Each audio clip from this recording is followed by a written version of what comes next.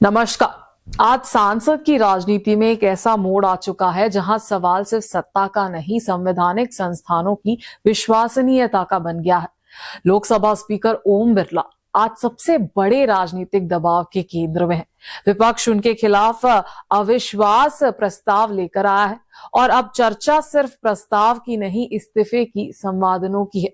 ये सिर्फ एक व्यक्ति का संकट नहीं है, ये सांसद की गरिमा, निष्पक्षता और लोकतांत्रिक संतुलन की परीक्षा है। पूरा मामला क्या है, आइए आपको बताते हैं। बजट सेशन के दौरान जब लोकसभा में चर्चा चल रही थी, विपक्ष के नेता राहुल गांधी ने सरकार पर तीखा हमला बोला।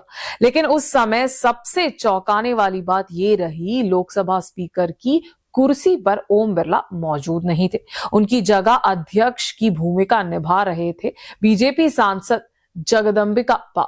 ये सामान्य दृश्य नहीं था, क्योंकि आमतौर पर जब राहुल गांधी बोलते हैं तो सांसद का संचालन खुद स्पीकर करते हैं। इसके पीछे कारण क्या है? कांग्रेस और विपक्षी दलों ने लोकसभा स्पीकर ओम बिरला के खिलाफ अविश्वास प्रस्ताव का नोटिस दिया है।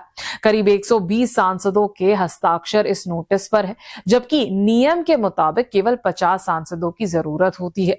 विपक्ष का आरोप है कि स्पीकर निष्पक्ष भूमिका नहीं निभा रहे, विपक्षी सांसदों के साथ भेदभाव हो रहा है, विपक्ष की आवाज को बार बार दबाया जा रहा है, लोकतांत्रिक प्रतिक्रिया को कमजोर किया जा रहा है। सूत्रों के मुताबिक सरकार की तरफ से कोशिश हुई कि अविश्वास प्रस्ताव का नोटिस स्वीकार ना किया जाए, तकनीकी आधार पर उसे रोका जाए, चर्चा से बचा जाए।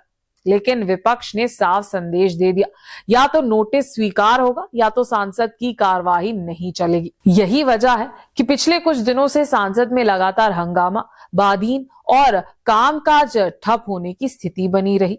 अब हालत ये है कि ओम बिरला पर जबरदस्त दबाव बन चुका है।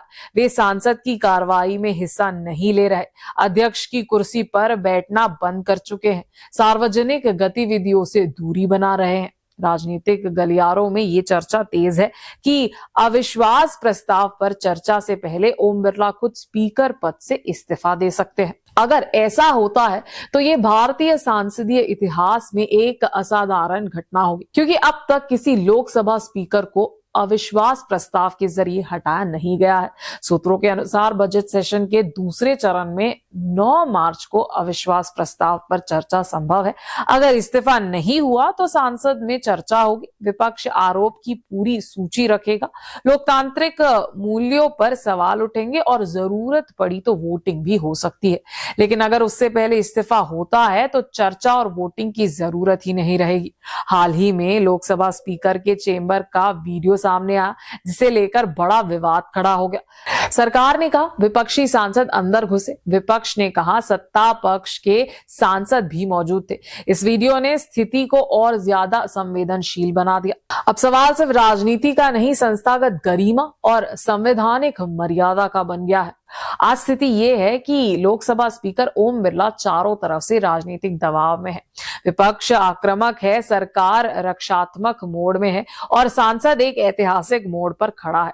अब देखना यह है कि देश को मिलेगा पहला स्पीकर इस्तीफा या पहले स्पीकर अविश्वास प्रस्ताव वोट।